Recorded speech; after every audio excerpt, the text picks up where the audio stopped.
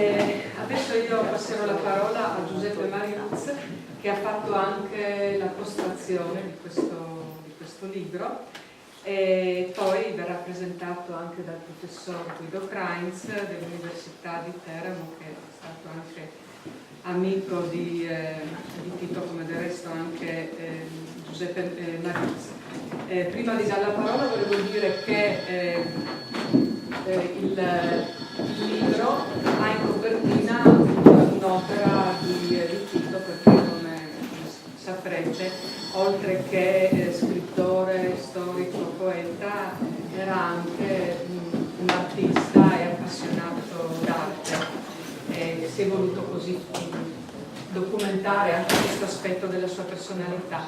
Quindi Giuseppe Mariuz. Grazie.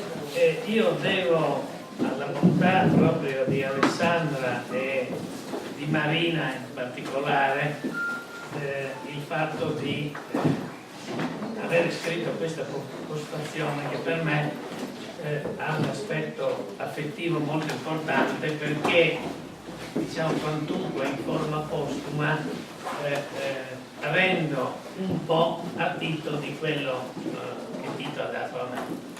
Nel senso che io devo proprio a Tito il primo commento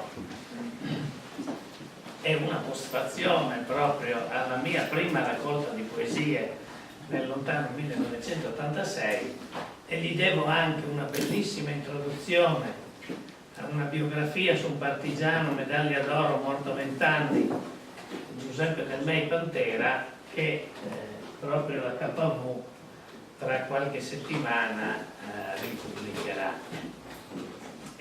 Quindi Tito per me è stato questo dal punto di vista affettivo, ma vorrei dire che la sua voce, i suoi scritti sono fondamentali per avere rovesciato un modo di vedere del Friuli che si trascinava già da un paio di secoli.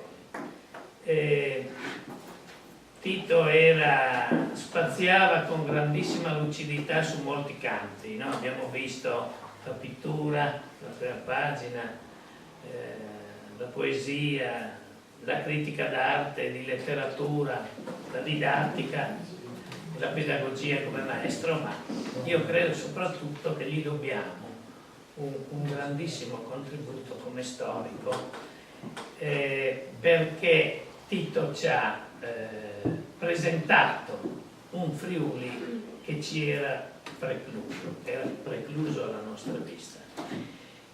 Noi eravamo abituati a vedere la nostra terra e la nostra gente con altri occhi, che potevano essere gli occhi di una visione prevalentemente ecclesiastica, che era stata data in particolare dallo storico Pio Paschini, e eravamo stati abituati a vederla soprattutto con tinte di nazionalismo italiano, in cui il Friuli era una propaggine di Roma civilizzatrice, che in questa visione aveva portato anche a indubitabili eccessi. Basti pensare a Pier Silverio Leicht, che era stato anche ministro della pubblica istruzione di un governo Mussolini.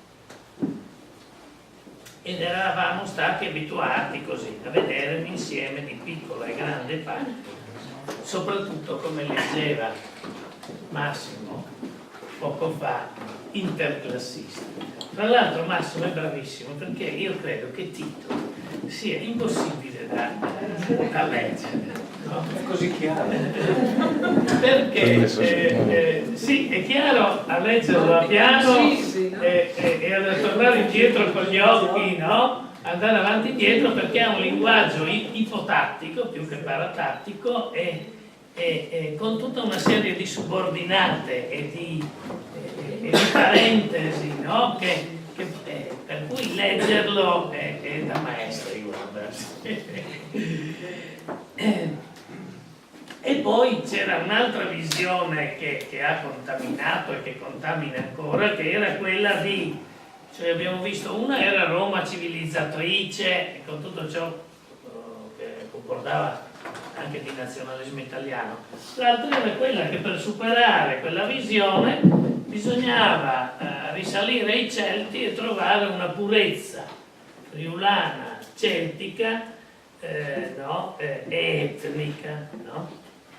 Era una visione che aveva contaminato anche intellettuali importanti, pensiamo a Preveco Marchet e a tutta la patria del Friuli, del dopoguerra, no? Tema che poi è stato ripreso, come dice Tito, con rauco muggito padano dalla Lega. Io ho molta soddisfazione quando leggo queste cose. E quindi con tanti miti duri a morire.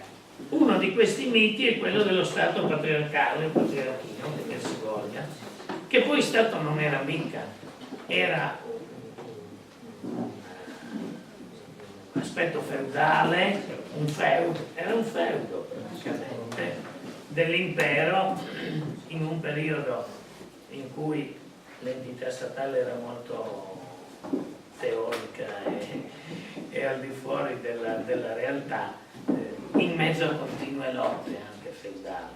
E noi siamo riusciti anche, il Friuli di allora è riuscito anche a dare una visione idilliaca di questo periodo, no? Sognando un Friuli che si allacciasse a questa forma storica e mitica. Un capofila anche, scusatemi, ma io sono sincero, si diceva che dopo i 60 anni uno ha passato, insomma, l'importante, e quindi dice quello che pensa senza remore, ma io penso che Sgorlon sia uno degli autori che di più ha mitizzato ed ha creato una storico Friuli. Tito era troppo buono, diceva il mio amico Sgorlon, un giorno Sgorlon gli fece un attacco brutale e io gli ho detto, boh, Tito ben ti sta.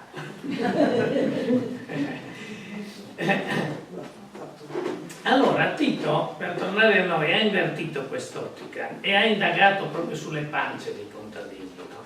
Su quello che mangiavano, sui rapporti di produzione, su quello che contenevano appunto le loro diete, sul prezzo dei grani e dei salari, sulla resa dei prodotti agricoli, sulla difficoltà di portare le innovazioni, sulle fatiche, le malattie, i riti, le feste, le rivolte e infine sullo sfruttamento che aveva sempre fatto parte della società, lo sfruttamento delle classi subalterne.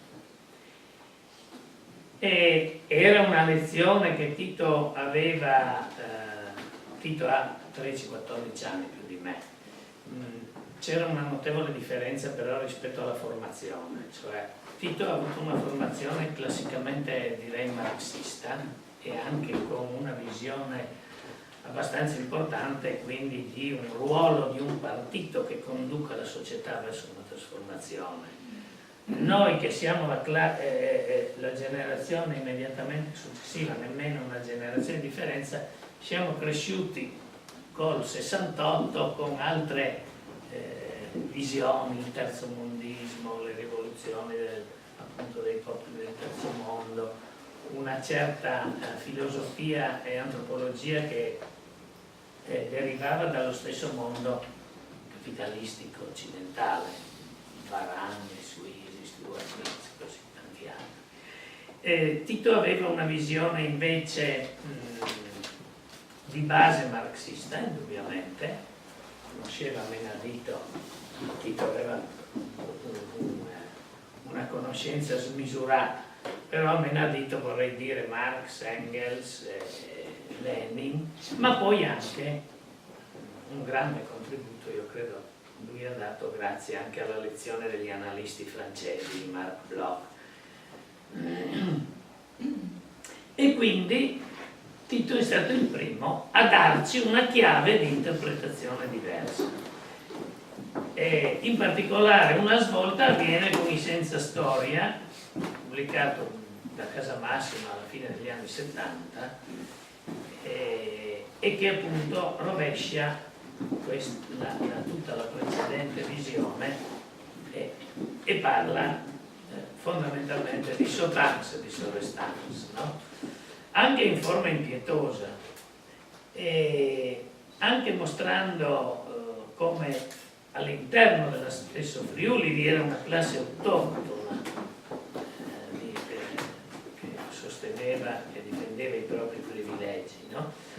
Ma Tito aveva anche una visione così ampia da sapere leggere le eccezioni. C'è per esempio un suo bellissimo libro, La patata non è un fiore, dove racconta gli sforzi del conte di Antonio Zanon e del conte Fabio Asquini per introdurre la patata contro tutte i pregiudizi, molti dei quali religiosi, perché era un tubero che nasceva sottoterra e sotterrare al diavolo, no?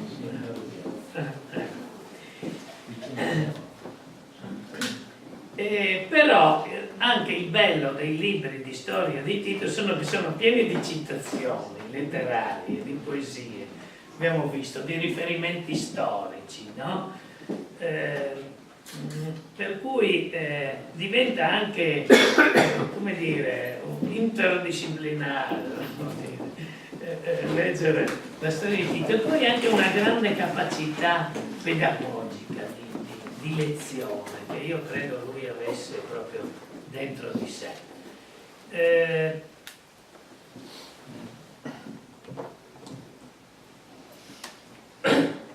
Tito ha anche un'altra incredibile attenzione. Io parlavo dell'importanza del marxismo e di una struttura che fosse in grado di guidare la società, ma un'altra importanza che lui dà al massimo valore ai testi sacri, alla Bibbia e in particolare all'Ecclesiaste, no? Lui cita molto spesso il Coelet. È quasi un accostamento di testi sacri e di testi religiosi, dove a volte proprio si trovano frammischiati anche tutta una serie di citazioni e di riferimenti.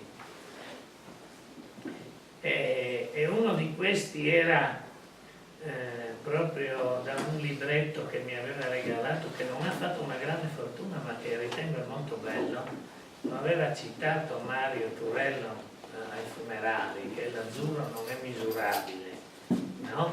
Dopo aver citato Giobbe, lui cita Giobbe del Coelet e dice: questi uomini grassi strusciano il loro lardo sulla padella del potere, e la conoscenza degli uomini e dei loro appetiti è la rete di cui si servono, e gli uomini si servono di essi per sentirsi serviti ubbidendo, e ognuno in ugual misura, pur se in misura decrescente, si serve ed è servito, opprime ed è oppresso. A me sembra di vedere, che ne so, Capezzone, Bondi, per dire come si ripetono, no? Dalla Bibbia in poi questo codazzo di servi che ci sono sempre, no? Che servono e sono serviti perché sono in cerca del piccolo privilegio. Tito ha questa forza, no? Allora uno dice: ma queste cose dovrebbero circolare di più. Sono parole queste del potere che si riproduce e convive appunto con questo servilismo del potere.